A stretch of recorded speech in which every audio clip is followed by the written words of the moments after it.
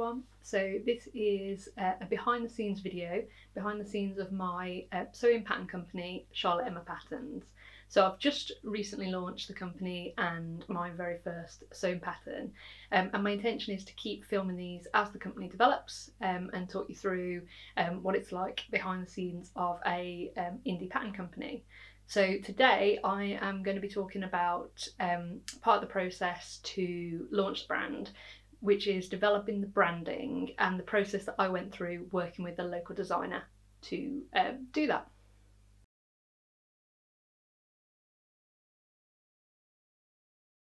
When I decided to launch a pattern company, there were a couple of areas where I wasn't confident doing everything myself, and I knew that from the start I'd want to work with a professional. So one of those was pattern cutting and grading, and then the other one was about the design and development of a brand.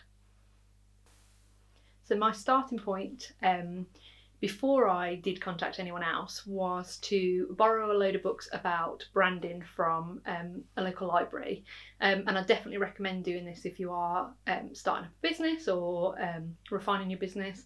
So there wasn't really a specific book that I found really helpful. I'll put a couple in the comments below that I definitely did reference, but generally it was just to get a sense of what I needed to think through in the development of a brand. And I've done a little list actually, because the advice was pretty consistent across the different books that I referred to. So what I did was that I, based on their recommendations of what you need to think through, and I should say as well, the books that I used, most of them tend to be written for branding professionals or students, but obviously the process is pretty similar if you're coming up with your own brand. So there were a series of things that were advised in the books that I looked at in terms of what you need to think through. So I'm going to just talk through what those were. And what I did was that I pulled together just a document. So I did it in as a series of PowerPoint slides, really just answering these questions. And then I had that as a kind of an introduction to the company that I wanted to create and to the brand I wanted to create, that I could then take to a professional as a starting point. So I thought I'd just run through a list of the kind of questions the marketing books ask you to consider, and maybe then show some kind of screenshots of the document I produced kind of answering these. I mean, the document I produced very much started off with the basics, and that's partly because I knew that I wanted to take this to a designer. So obviously it's articulating for them, as well as for yourself, exactly what the product is. So it's first off, what is the product? So in my case, obviously it was a digital PDF sewing patterns. Where are they going to be sold via? So is it your own shop? Is it Etsy? Are you going to consider resellers? What are your marketing channels? So is it social media? Within those, are there channels that are most prominent? And so that's very much the background, obviously. Then it's really thinking about the various questions that these books go through, are thinking kind of about your audience and kind of the market that you're becoming part of. So who are your customers? And in the books, that the questions that they ask under that tend to be country and language, age and gender, competitors, and obviously so some industries are more competitive than others, but I think this is a useful question, just thinking about in terms of immediate and aspirational, who is it that you want to be seen as a competitor or a contemporary of, really. So values and objectives. So for example, in my case, that could be things like that my patterns are enjoyable to make and that the instructions are supportive. So it's very much what you want to achieve, obviously. Tone of voice. So this is kind of a very branding-y one, and very much something that then the designer kind of picked up and developed. But the kind of things that I was putting against this when I started was that it should be approachable. Obviously, it should be supportive in terms of supporting people to sew my patterns. Then a strengths, weaknesses, opportunity and threats, so a SWOT analysis is something that the books suggest doing or recommend doing. So, for me, this was thinking through, a strength might be that I already am part of the sewing community, already have some existing audience on Instagram, etc. And then, a weakness could be that I am reliant on external expertise for some elements of the business, like grading. Obviously, then the kind of bit that you immediately jump to when you're thinking this through, so the name. The name I very much had settled on before I spoke to a designer.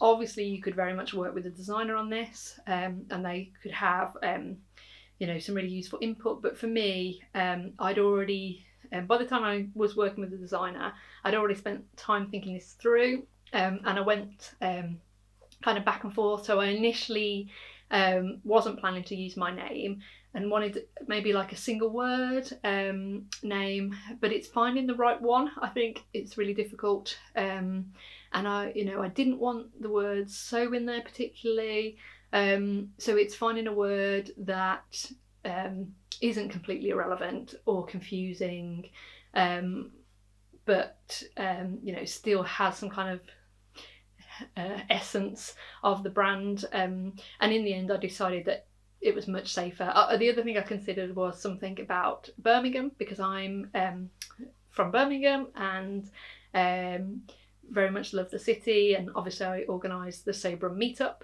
but I felt that even though Birmingham is very much part of me and important to me, it didn't necessarily say anything about the patterns, which obviously, even in the development of the patterns, I'm working with people outside Birmingham to develop them, to test them, and then obviously they'll be made, hopefully, by people around the world.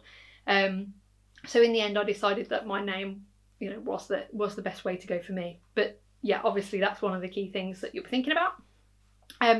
Logo is obviously another key one. So I had a couple of ideas. So the pack that I developed before speaking to a designer, I had 2 logo ideas, and really they were things that kind of had come to me anyway. And then I did, when I was looking at the branding books, I did look at some reference images as well.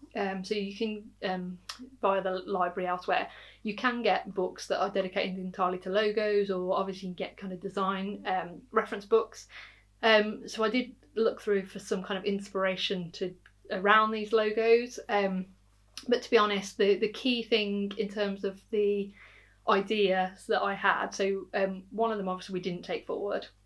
The one we did was very much about using a thimble as the logo for the brand, and that is kind of a Birmingham reference. So Birmingham actually has kind of a long history of producing thimbles, partly because we have a jewellery quarter here, but also before that because it's a big manufacturing city, and traditionally there were a lot of manufacturers producing kind of small items. They called them toys at the time, and it included things like shoe buckles, thimbles, and loads of other things. And so obviously thimble is so closely linked to sewing, and obviously that's what people immediately think of, but also there's that Birmingham association. So that was kind of I had that kind of very basic idea that I wanted to include a thimble, and then that's what I kind of gave to the designer, and then they very much ran with that and made it into a logo. So logo, colour scheme.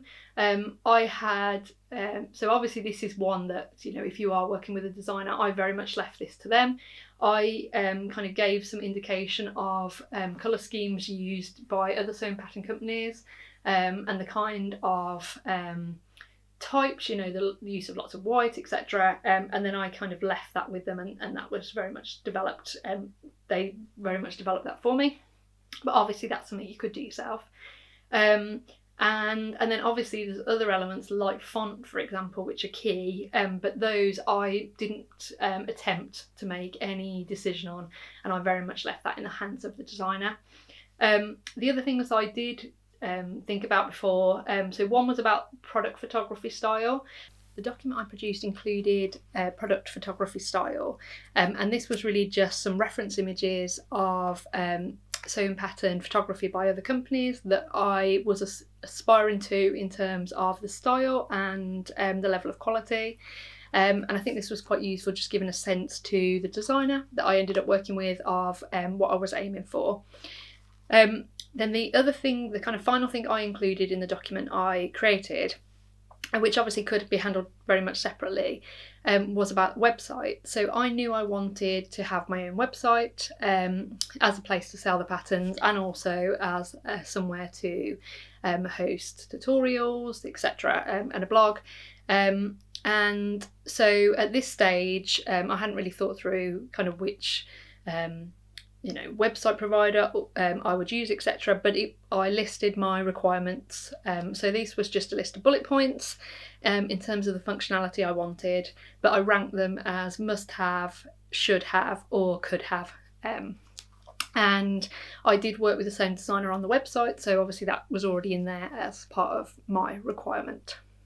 So then in terms of taking this forward, so I had read a couple of branding books. I had pulled out a list of questions that they recommended asking and started to think about a name, etc. And I'd produced this kind of series of slides that gave a sense of what I wanted in terms of a brand. I did actually before I started working with a developer, I did also get another opportunity to help kind of refine this and just kind of for inspiration. Which is that here in Birmingham, there was an organisation at the time who put on free training for small businesses. I think it's changed a bit here, but I definitely have a look in your area if you are a small business or you're thinking of starting a small business, to see if there's something similar. So this organisation got EU funding, and it allowed them to put on fully funded training places.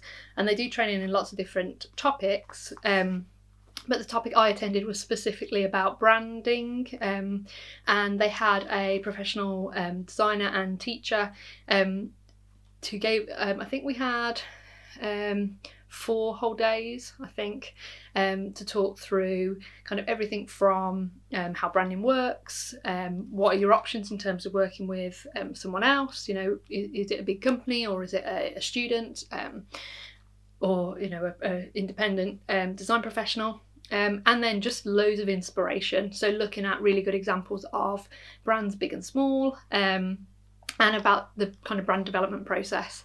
So that was great. That was a great opportunity. It allowed me to kind of obviously think through some of what I wanted to achieve, and also, to be honest, I think more going forward. So I'll definitely be revisiting the kind of lessons and the notes we made. Once I have a bit more of a brand, a more established brand, as well. So yeah, I definitely have a look if there is any kind of free or training that you can afford in your area around branding. So the next step, having got some initial thoughts on my brand and had the opportunity for this training, was finding a designer to work with to really take this forward. So the way that I did this, and obviously when you don't already know someone, it's always knowing where to start, where to find them, and finding someone that you can work well with. So the way I did this is that in Birmingham there's an annual design festival, and I looked up who was in the organising team for that festival, and then within that organising team, obviously I looked up their work, and I got in touch with one of them, and that is the person that then I've continued working with, and who developed my brand, and her name's Lisa Barrett. So I definitely recommend that as a potential way to identify someone. There is a quite active design community in Birmingham, and there's a number of different design events that are put on regularly. So they would obviously be a potential route to find someone. And obviously if there's something comparable in your area. The other thing, I think there is also a directory website hosted in Birmingham. by that design community, which specifically lists designers and their specialities and their availability. So that's another thing that you could look for. And obviously it doesn't have to be someone local. That was kind of my starting point. But obviously, especially in terms of the design work, you could work with someone internationally easily. So I had identified someone, I've made contact with them, and we had a first meeting where I very much shared what I'd produced so far. So I gave her this kind of outline of this brand as a starting point, and then we had a conversation around it. And obviously Lisa challenged me on some of my thoughts and just kind of get a sense of what I was aiming to achieve. Then the next step after that was that Lisa sent on a questionnaire. So she had a questionnaire of the kind of information that she needed to know to be able to move forward. So obviously I provided those answers in addition to the information that I'd already created. And I'm sure if I hadn't gone to Lisa with an existing pack, if I'd gone there earlier with a lot less, then I'm sure that questionnaire or a version of that questionnaire would have been used to kind of pull out the information that she needed.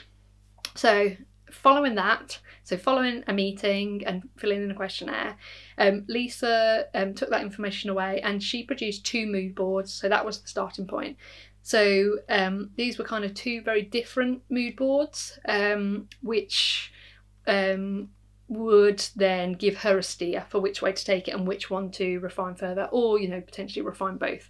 And from those, there was kind of a clear winner for me in terms of which was what I was looking for, and kind of was most suitable for me and for the company that I wanted to create.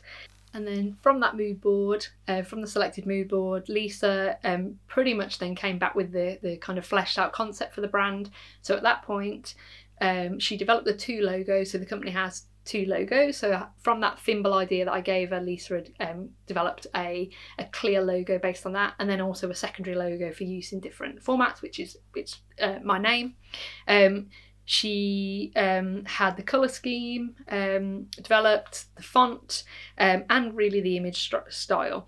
And then that was refined into a set of brand guidelines, which then it gives me, as someone who isn't a professional designer and doesn't have that design background, it gives me clear steer, so that when I'm developing any content, whether it's pattern instructions in the future or social media posts, it gives me a clear steer to kind of keep this consistent look in terms of colours and fonts and kind of graphics, etc.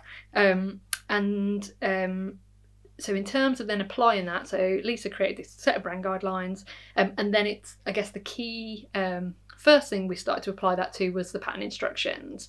And in terms of my pattern instructions, so then I actually asked, obviously at that point you've got the brand guidelines, so you could stop working with a designer then. And obviously you've got enough guidance that you can start applying that. But I actually worked with Lisa on the instructions as well. So she applied that brand with her design, professional expertise to the pattern instructions as well. And so that was the first thing. And then the other thing is obviously the website. So they're the 2 most obvious elements where that brand has then really kind of been fleshed out, applied to something very practical. And you can kind of see the output, how it looks. So I guess at this stage that's probably what I wanted to say about the process of branding. I was lucky. I mean, I think definitely when you are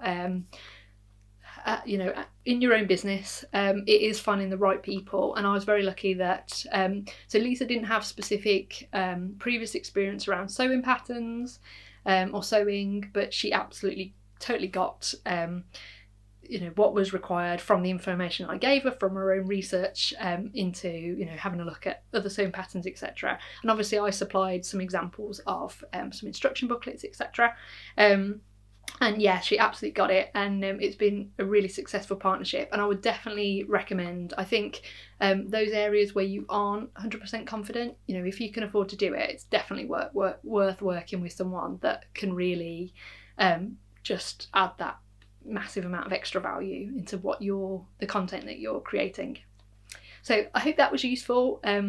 If you've got any questions, obviously leave them below, and I'll be back soon with some more behind the scenes info.